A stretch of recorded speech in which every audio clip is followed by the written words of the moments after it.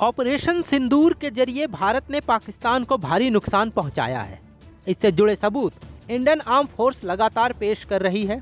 भारतीय सेनाओं की तरफ से किए गए हमले कितने सटीक थे, इसका अंदाज़ा इसी बात से लगाया जा सकता है कि अपने एयर बेसेस को हुए नुकसान के बाद पाकिस्तान ने दर्जनों देशों से संपर्क किया और आखिर में अमेरिका के सामने आकर संघर्ष विराम की मांग उठा दी।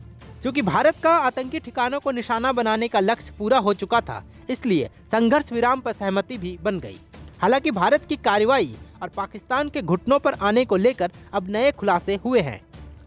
इनमें सबसे बड़ा खुलासा हुआ है पाकिस्तान के सरगोधा में स्थित एयरबेस को निशाना बनाने का। कुछ रिपोर्ट्स में दावा किया जा रहा है कि इस एयरबेस में भारत के हमले के बाद पाकिस्तान के साथ साथ अमेरिका तक की नींद उड़ गई। CNN से लेकर न्यूयॉर्क टाइम्स तक की रिपोर्ट में दावा किया गया है कि शुरुआत में संघर्ष को कंट्रोल में रखने की बात कर रहा ट्रंप प्रशासन एकाएक परमाणु आपदा के खतरे को देखते हुए एक्शन में आया और लगातार बढ़ते संघर्ष को रुकवाने में बड़ी भूमिका निभाई। ऐसे में ये जानना अहम है कि आखिर सरगोधा एयरबेस पे हमले से पाकिस्तान में खतरे की घंटी क्यों बजने लगी और यहाँ मौजूद जिन किराना हिल्स को निशाना बनाए जाने की बात चल रही है, आखिर वो है क्या।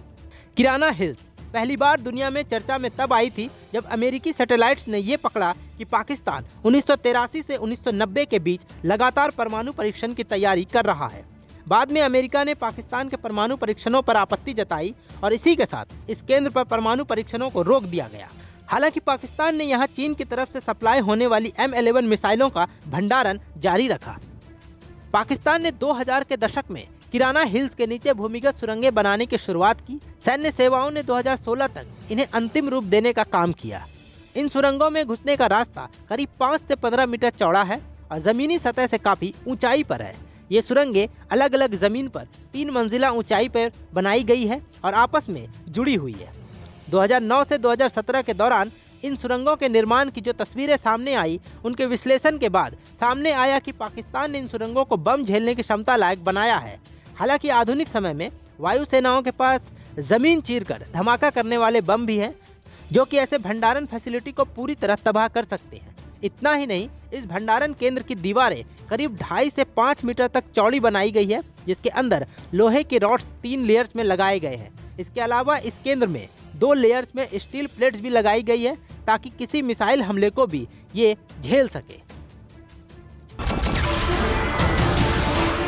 नमस्कार, मैं हूं मानक गुप्ता। अगर आपको हमारा ये वीडियो पसंद आया हो तो इसे लाइक और शेयर जरूर करें और हाँ, हमें सब्सक्राइब और फॉलो करना ना भूलें ताकि आप देश और दुनिया की कोई खबर मिस ना करें। तो जुड़े रहिए हमारे साथ और देखते रहिए न्यूज़ 24।